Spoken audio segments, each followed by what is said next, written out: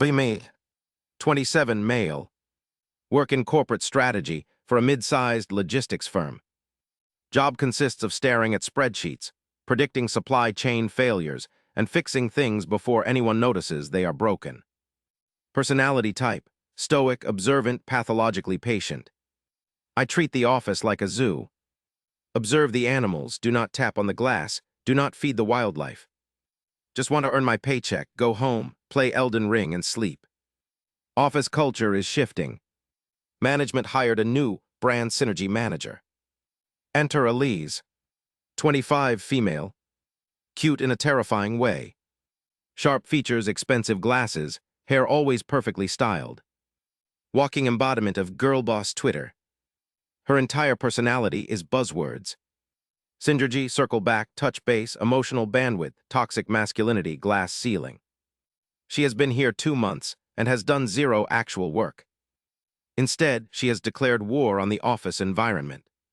Specifically, she has declared war on me.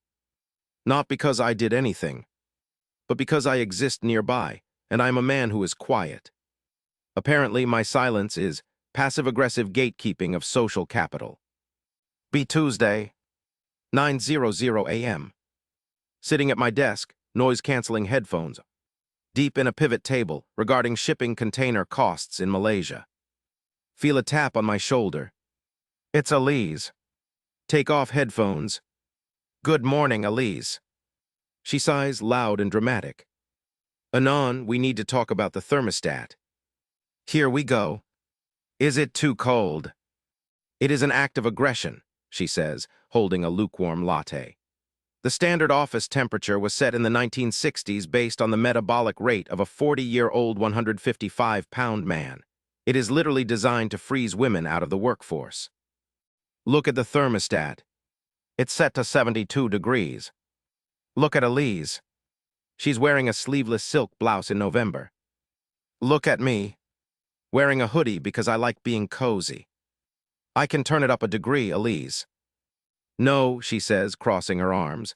I don't want you to fix it for me. I want you to acknowledge the systemic issue.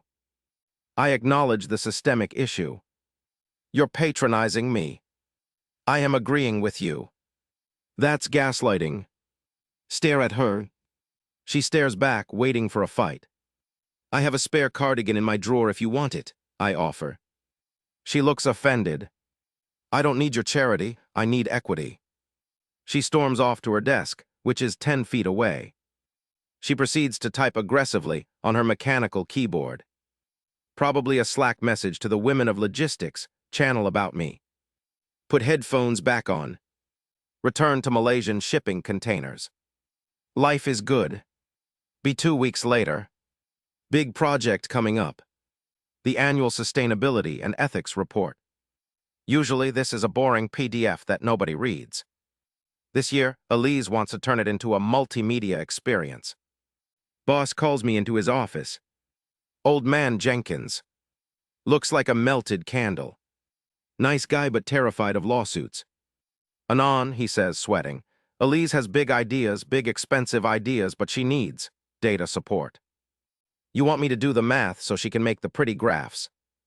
I want you to make sure we don't accidentally promise to be carbon neutral by next Tuesday. She's enthusiastic. I'll handle it. One more thing, Jenkins lowers his voice. She's filed 3 complaints about the patriarchal tone of the previous reports. The previous reports were just numbers, sir. Exactly, math is patriarchal now, just manage her, please. Be stuck in a conference room with Elise. She has covered the whiteboard in sticky notes. Colors, arrows, mind maps. Nothing makes sense. Okay, Anon, she says, pacing like Steve Jobs. The narrative needs to be about disruption. We need to center the voices of the marginalized packages. The packages.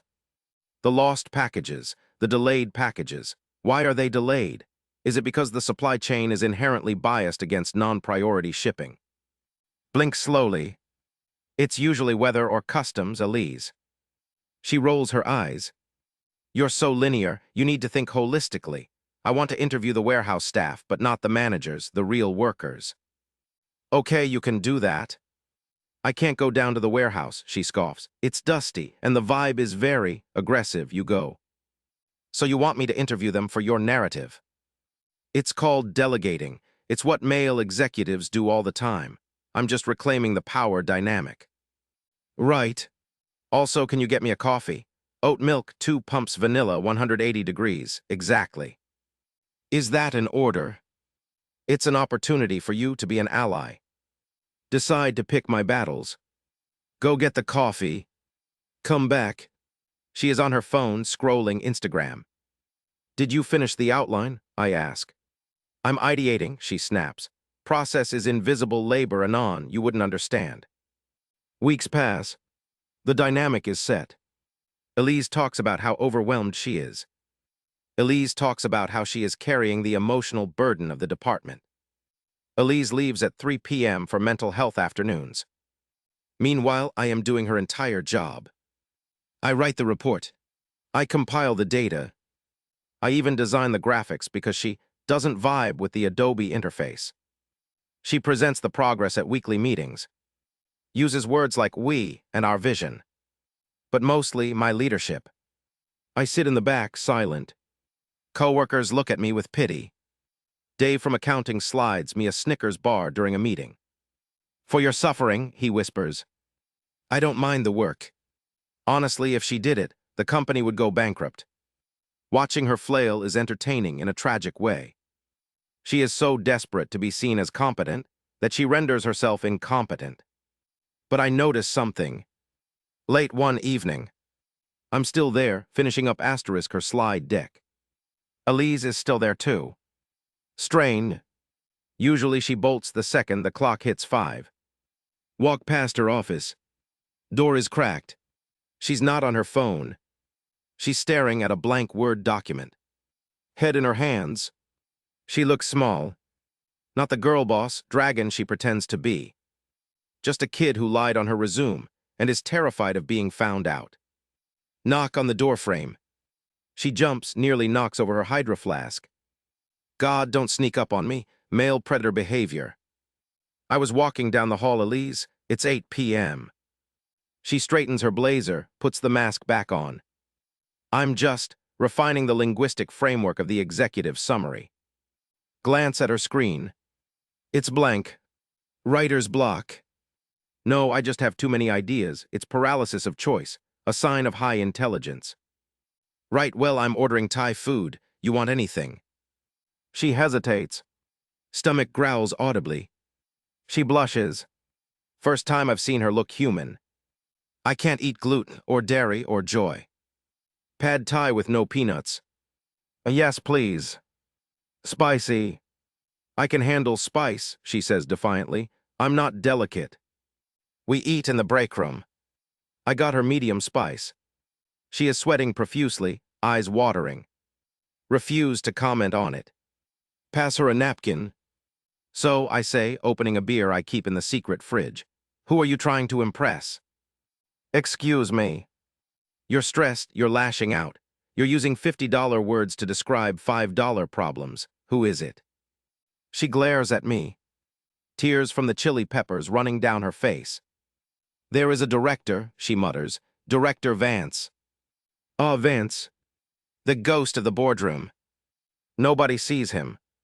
He communicates only via emails sent at 3 a.m. Legendary hard-ass. He rejected my budget proposal, she says, voice cracking. He called it fanciful and devoid of fiscal reality. He said my font choice was frivolous. He's old school. He's a misogynist dinosaur, she slams the table. I've been emailing him for months, trying to explain the value of soft power marketing, and he just replies with bullet points correcting my grammar. That sounds like Vance. I'm going to break him, she says, eyes manic. I'm going to write a proposal so undeniable, so perfect, that he has to respect me. I'm going to force him to acknowledge my value. Is that why you're dumping all the grunt work on me, so you can focus on Vance? She looks guilty for a split second, then recovers. I am prioritizing high-level strategy. You are executing logistics. It's a symbiotic relationship. It's parasitic, Elise. She sighs, deflating. Look, I know I'm A lot, but I have to be. If I'm not loud, I'm invisible. You don't get it. You're a tall white guy. You can just exist, and people think you're competent. I am competent. See, you just say it. If I say I am competent, I sound defensive. She has a point. Sort of. Eat your noodles, Elise. I'll help you with the Vance proposal. She looks suspicious. Why, you're going to mansplain it. No, I'm going to proofread it. Because if you send him another email with the word synergistic in it, he might actually fire you. She eats a shrimp aggressively. Fine, but I retain creative control. Enter the Vance letters arc. For the next month, Elise drafts emails to Director Vance. She brings them to me. I edit them. Ruthless editing. Cut this paragraph about your feelings. Change I feel to the data suggests. Remove the emoji. Never use an emoji with Vance. He thinks they are hieroglyphics for idiots. She fights me on every chain. But she sends the edited versions. And miraculously, Vance starts replying positively. Acceptable logic, proceed. Interesting point regarding the Q3 sustainability overlap. Elise is ecstatic. She struts around the office. I have tamed the beast, she tells me. He respects my intellect. He respects brevity, Elise. No, we have a connection. I can feel it in his tone. He's warming up to me. I think I'm changing his worldview. She starts spending more time at my desk, ostensibly to work on the emails, but actually just to talk. She stops using buzzwords around me, starts complaining about real things. Her cat is sick.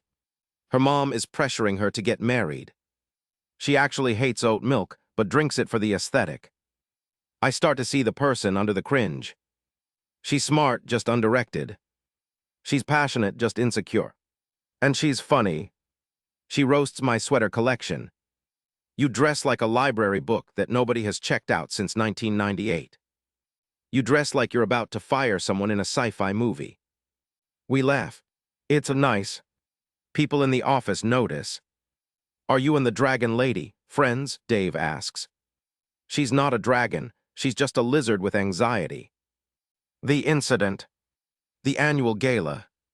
Big fancy dinner for stakeholders. Elise has been planning this for months. It is her magnum opus. She is wearing a dress that costs more than my car.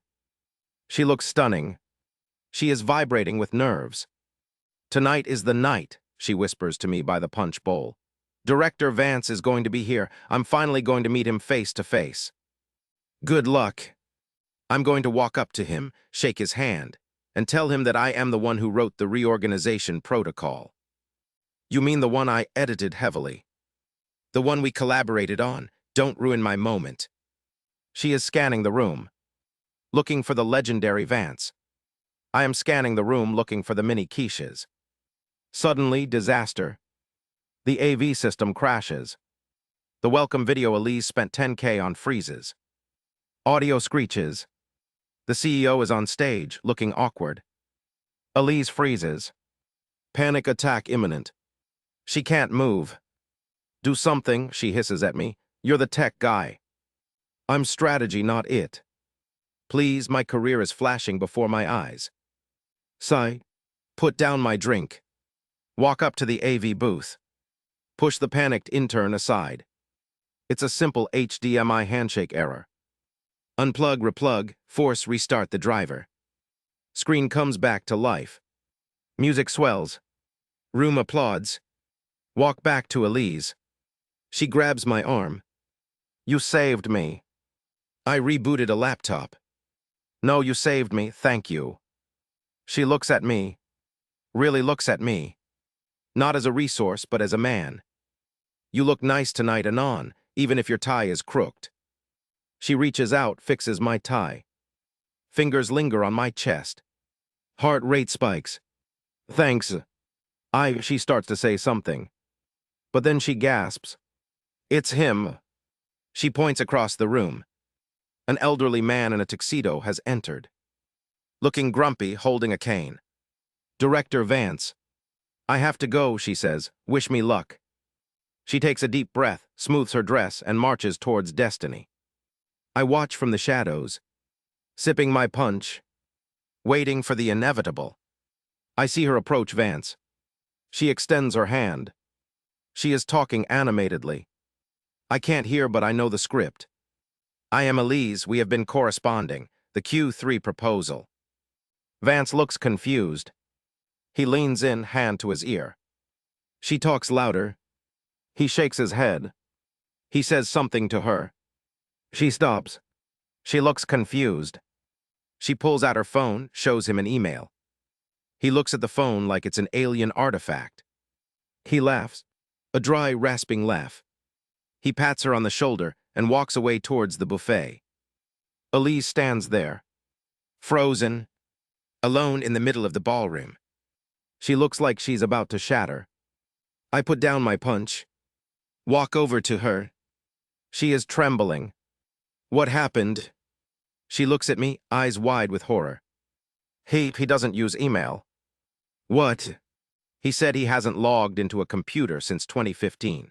He said his grandson set up an auto-forwarder years ago. She looks at me. The gears are turning. He said all his emails go to the Office of Strategic Review. Silence. Heavy, suffocating silence. Anon, she whispers, where is the Office of Strategic Review? Rub the back of my neck. It's not really an office. What is it?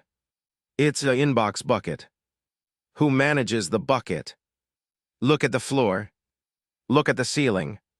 Look at her. I do. Silence stretches. You. It's part of my job description. Filter executive communications. Vance pays me an extra stipend to handle the digital noise so he can focus on golf. Her face goes through 5 stages of grief in 10 seconds. So, the emails. Me. The critiques. Me. The approval of my budget.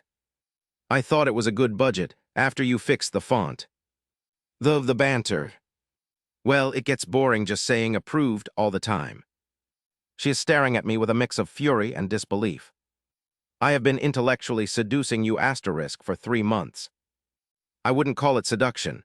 You called me a vestige of archaic structure in one email. I thought I was fighting the patriarchy, but I was just arguing with the guy who sits 10 feet away from me. To be fair, I'm a patriarch of the spreadsheet database. She hits me. Smack on the arm.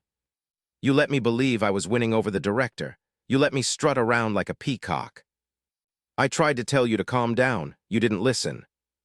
You wrote, your tenacity is admirable, albeit exhausting. That was you. Yes. And the blue theme is acceptable, though it lacks gravitas. That was you. I hate that shade of blue, Elise. She covers her face with her hands. Oh my God, I told you about my childhood trauma in an email last week. I thought I was humanizing a billionaire. I know, it was very touching. I'm sorry about your hamster. She groans, a sound of pure soul death. I have to quit. I have to leave the country. I can never look you in the eye again. She turns to run. I grab her hand. Wait. Let me go. I am a fraud. I am a joke. You're not a fraud. The work was good. You did the work. No, I did the math. You did the vision. I just grounded you. Pull her closer. We are making a scene, but the music is loud. Elise, listen. Vance didn't approve the project. I did, because I have power of attorney over his department's budget. She stops struggling. You. Me, I approved it because it was good. Because you are good when you stop performing for an audience that doesn't exist. She looks up at me. Eyes wet, mascara slightly smudged. You think I'm good. I think you're chaotic, loud, and you use words that don't mean anything. But you care. You care more than anyone else in this building. I called you a toxic male oppressor yesterday. I am. I oppressed your bad ideas until they became good ones. A small smile tugs at her lips. You're a jerk. I know. You tricked me. I just replied to an email. She looks at our joined hands. So all those things you wrote about respecting my drive, about how I have a spark that this company needs. All true. She takes a shaky breath. Okay, but you are never allowed to tell anyone. Client-attorney privilege.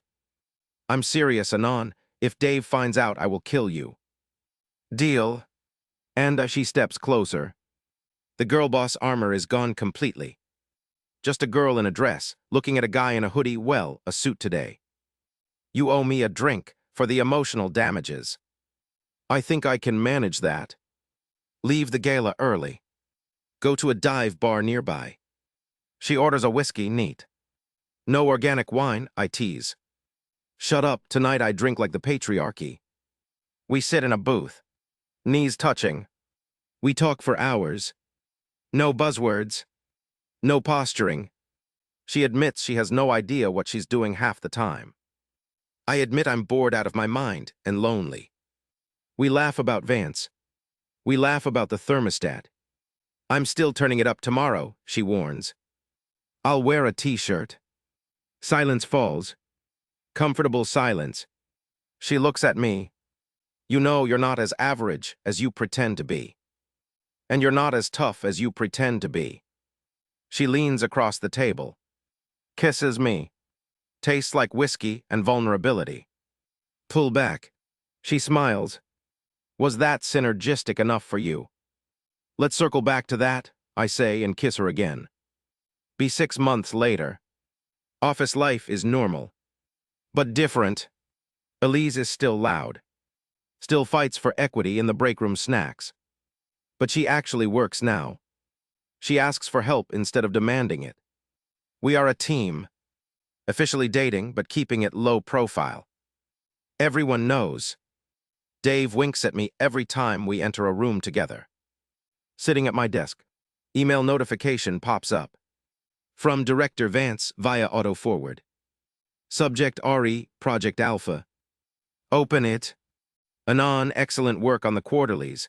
Also, tell that girl to stop emailing me about the font choices, but keep her. She's got grit. Smile. Look over the partition. Elise is typing furiously, wearing one of my oversized hoodies over her dress. She catches me looking. Sticks her tongue out. What are you looking at, oppressor? Just admiring the synergy. Get back to work, drone. She smiles. Warm, genuine, happy. Life is good. Happy ending.